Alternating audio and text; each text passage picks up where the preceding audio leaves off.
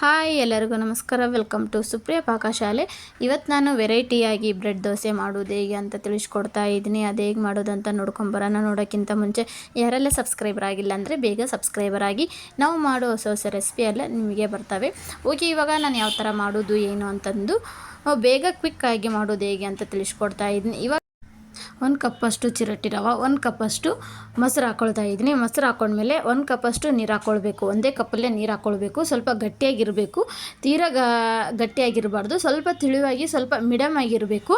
Okay, ಇವಾಗ 1 ಕಪ್ಪಷ್ಟು ನೀರು ಹಾಕ್ಕೊಂಡ್ಮೇಲೆ 1 ಕಪ್ಪಷ್ಟು ಮಂಡಾಳ ಹಾಕ್ಕೊಳ್ತಾ ಇದ್ದೀನಿ. ನೀವು ಮಂಡಾಳ ಆದರೂ ಹಾಕ್ಕೊಳ್ಬೋದು, ಇಲ್ಲಪ್ಪ ಅಂತಂದರೆ ಅವಲಕ್ಕಿ ಆದರೂ ಹಾಕ್ಕೊಳ್ಬೋದು. ಎರಡು ಹಾಕಿದರೂ ಟೇಸ್ಟಾಗಿ ಸ್ವಲ್ಪ ಟೇಸ್ಟ್ ಆಗಲಿ ಅಂತ ಇವಾಗ ನಾನು 1 ಕಪ್ಪಷ್ಟು ಮಂಡಾಳ ಹಾಕ್ಕೊಂಡಿದ್ದೀನಿ. ಮಂಡಾಳ ಹಾಕಿದ್ಮೇಲೆ ಸ್ವಲ್ಪ ನೀರು ಹಾಕ್ಕೊಂಡು ಇವಾಗ ಚೆನ್ನಾಗಿ ಮಿಕ್ಸಿ ಮಾಡ್ಕೊಳ್ಬೇಕು. ಸಣ್ಣದಾಗಿ ಮಿಕ್ಸಿ ಮಾಡ್ಕೊಳ್ಬೇಕು, ಪೂರ್ತಿ ಸಣ್ಣಗೆ ಹಾಕಬೇಕು. ಮಂಡಾಳು ಹಾಗೂ ಮೊಸರು, ಚಿರೋಟಿ ರವೆ ಚೆನ್ನಾಗಿ ಸಣ್ಣಗೆ ಮಿಕ್ಸಿಗೆ ಹಾಕಬೇಕು.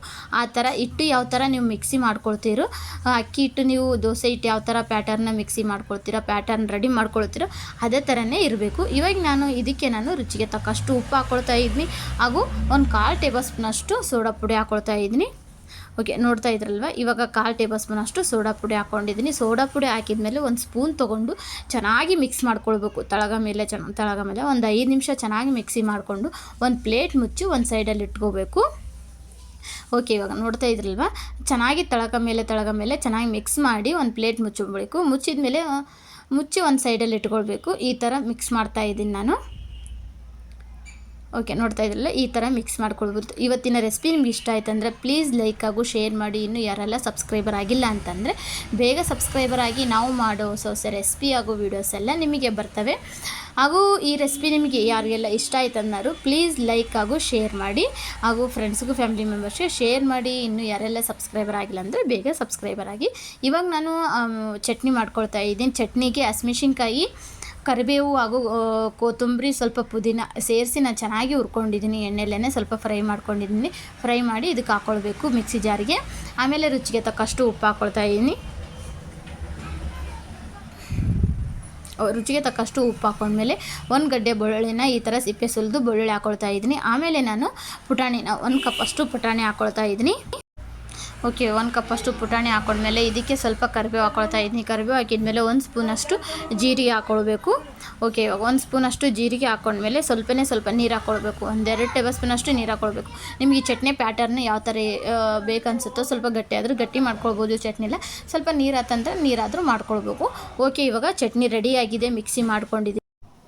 ಇವಾಗ ನಾನು ಒಂದು ಹಂಚು ತೊಗೊಂಡಿದ್ದೀನಿ, ದೋಸೆ ಹಂಚು ತೊಗೊಂಡಿದ್ದೀನಿ. ದೋಸೆ ಹಂಚಿಗೆ 1 ಈರುಳ್ಳಿನ ಮೇಲೆಗಡೆ ಎಲ್ಲ ಸಿಪ್ಪೆ ತೆಗೆದು ಸ್ವಲ್ಪ ಕಟ್ ಮಾಡಿ ಈ ಥರ ಎಣ್ಣೆಯಲ್ಲಿ ಎದ್ದಿ ಈ ಥರ ತಿಕ್ಕಬೇಕು. ಹಂಗಾದರೆ ದೋಸೆ ಅಂಟೋದೇ ಇಲ್ಲ, ಸ್ವಲ್ಪನೂ ಅಂಟೋದೇ ಇಲ್ಲ, ಹಾಗೆ ಸುಲಭವಾಗಿ ಮೇಲೆ ಎದ್ದೇಳ್ತವೆ ಅಂತಂದು ಅದಕ್ಕೆ ನಾವು ದೋಸೆ ಹಂಚಿಗೆ ಈರುಳ್ಳಿ ತಿಕ್ಕಬೇಕು. ಹಂಗಾದರೆ ತುಂಬ ಚೆನ್ನಾಗಿರುತ್ತೆ.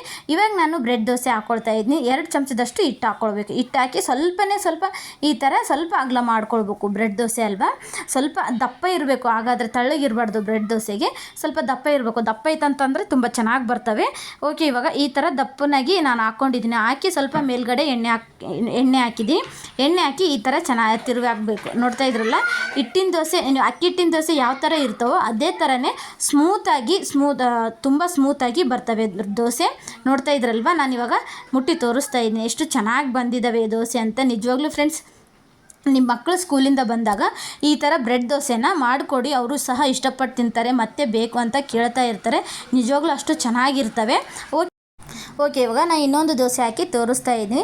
ಇವಾಗ ಒಂದು ದೋಸೆ ಹಾಕಿ ಮೇಲ್ಗಡೆ ಸ್ವಲ್ಪ ಕರಿಬೇವು, ಕೊತ್ತಂಬರಿ, ಈರುಳ್ಳಿನ ಹಾಕಿ ಈ ಥರ ಚೆನ್ನಾಗಿ ಬೇಯಿಸ್ಕೊಳ್ಬೇಕು. ಬೇಯಿಸ್ಕೊಂಡ್ಮೇಲೆ ಸ್ವಲ್ಪ ಮೇಲ್ಗಡೆ ಎಣ್ಣೆ ಹಾಕಿ ಈ ಥರ ತಿರುವಿ ಹಾಕಬೇಕು. ನೋಡ್ತಾ ಇದ್ದೀವಲ್ಲ, ಈ ಥರ ತಿರುವಿ ಹಾಕಿದ್ಮೇಲೆ ಒಂದು 5 ನಿಮಿಷ ಚೆನ್ನಾಗಿ ಬೇಯಬೇಕು. ಈರುಳ್ಳಿ ಹಾಕಿ ಎಲ್ಲವೂ ನಾವು ಹಾಕಿರ್ತೀವಲ್ವ, ಚೆನ್ನಾಗಿ ಮೇಲ್ಗಡೆ 5 ನಿಮಿಷ ಬೇಯಬೇಕು. ನೋಡ್ತಾ ಇದ್ರಲ್ವ, ಈ ಥರ ಚೆನ್ನಾಗಿ ಬೇಯಿಸ್ಕೊಳ್ಬೇಕು. ಬೇಯಿಸ್ಕೊಂಡ್ಮೇಲೆ ಮೇಲ್ಗಡೆ ಸ್ವಲ್ಪ ಕಡಲೆಪುಡಿ ಉದುರಿಸ್ತಾ ಇದ್ದೀನಿ.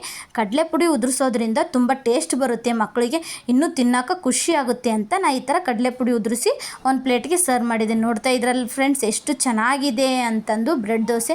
ಓಕೆ, ಇವಾಗ ನಾನು ಒಂದು ಪ್ಲೇಟ್ಗೆ ಸರ್ವ್ ಮಾಡಿದ್ದೀನಿ. ಇವತ್ತಿನ ಬ್ರೆಡ್ ದೋಸೆ ನಿಮ್ಗೆ ಇಷ್ಟ ಆಯ್ತು ಅಂತನ್ನೋರು ಲೈಕ್ ಮಾಡಿ, ಶೇರ್ ಮಾಡಿ, ಹಾಗೂ ಫ್ರೆಂಡ್ಸ್ಗೂ ಫ್ಯಾಮಿಲಿ ಮೆಂಬರ್ಸ್ಗೆ ಶೇರ್ ಮಾಡಿ ಅಂತ ಕೇಳುತ್ತಾ ಮುಂದಿನ ರೆಸಿಪಿ ಒಂದಿಗೆ ಮತ್ತೆ ಬರ್ತೀನಿ. ಇವತ್ತಿನ ರೆಸಿಪಿ ನಿಮಗೆ ಇಷ್ಟ ಆಯ್ತು ಅಂತನ್ನೋರು ಲೈಕ್ ಹಾಗೂ ಶೇರ್ ಮಾಡಿ. ಓಕೆ ಫ್ರೆಂಡ್ಸ್, ಬಾಯ್ ಬಾಯ್.